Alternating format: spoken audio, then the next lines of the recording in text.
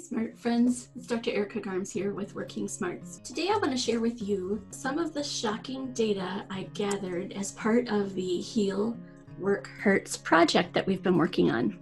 There's a lot of data, so today I'm just sharing a slice of that data with you, specifically how big of an impact people are reporting that work hurts have on their lives. And at the end, I'll share a surprise bit of data that might change how you look at people at your workplace. For the best research-based practical workplace advice, check out the new videos I post every week. And remember to subscribe and hit the notification bell so you don't miss a single one.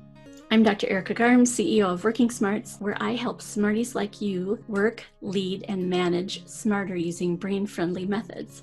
I've used my methods with thousands and thousands and thousands of people across many industries to help them get more productivity out of themselves and others, get along better with each other in teams, to learn how to lead and make change in brain-friendly ways, and how to work through work hurts, because in my belief, you can't just get over it.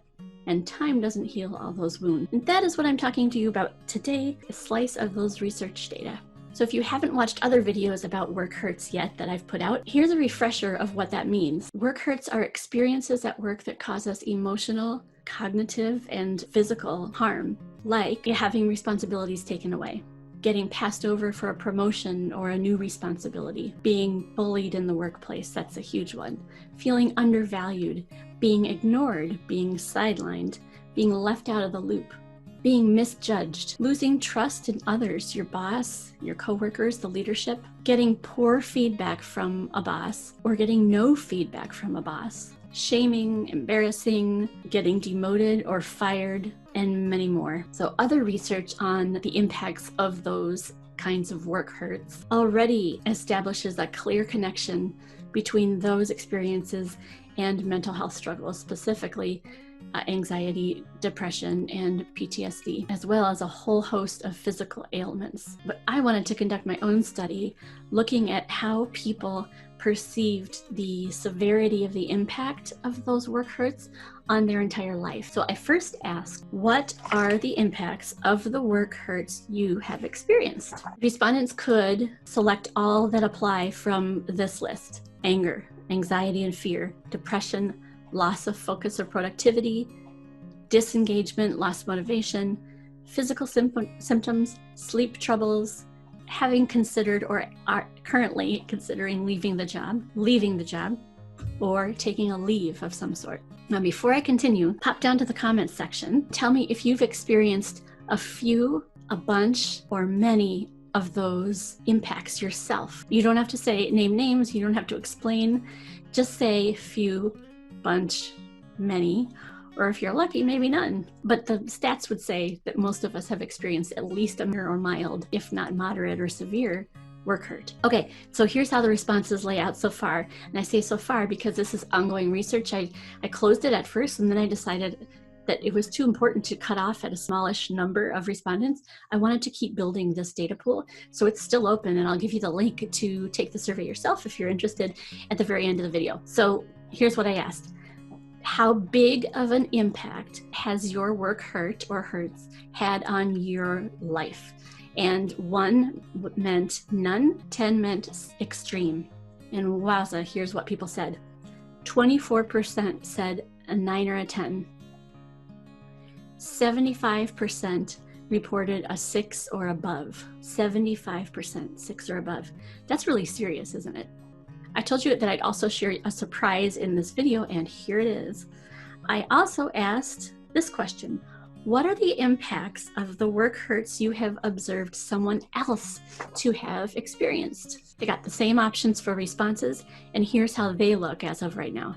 Remember, these are based on our perceptions, or at least secondhand information of what we think other people are experiencing. And this reminds me of 2 other important research findings from other studies. Number 1, the impact of workplace bullying on others who observe it or are aware of it is nearly as severe as it is for the targets of the workplace bullying. It's kind of reminiscent of when we discovered the harmful impacts of secondhand smoke. So secondhand workplace bullying is a thing, and it's a big enough deal and has big enough consequences to our mental health and physical well-being at work that we should be paying attention to it. And related to that, here's the number two. Number two is that compassion fatigue is real. Is stress resulting from exposure to a traumatized individual.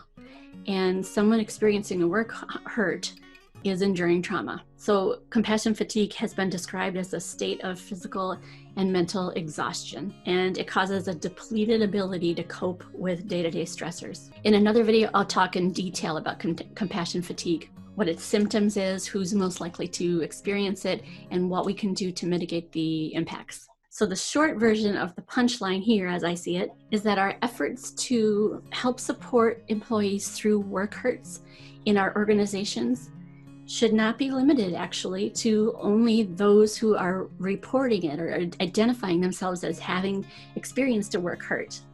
Because now we can see clearly that there are a whole host of others who are secondhand experiencing the work hurts. Our coworkers are suffering as well. And that, of course, impacts more individuals, work teams, and the entire organization in terms of, morale, productivity, turnover, conflicts, lawsuits, and whole organization performance. Whoa.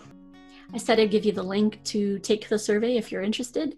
And so here's that link. I've also put it in the description of this video below the video. If you like this video, please hit like. I invite you to share and remember to subscribe if you'd like to see more about work hurts, about the research, or about the other topics that I share on this channel. Take care of yourself.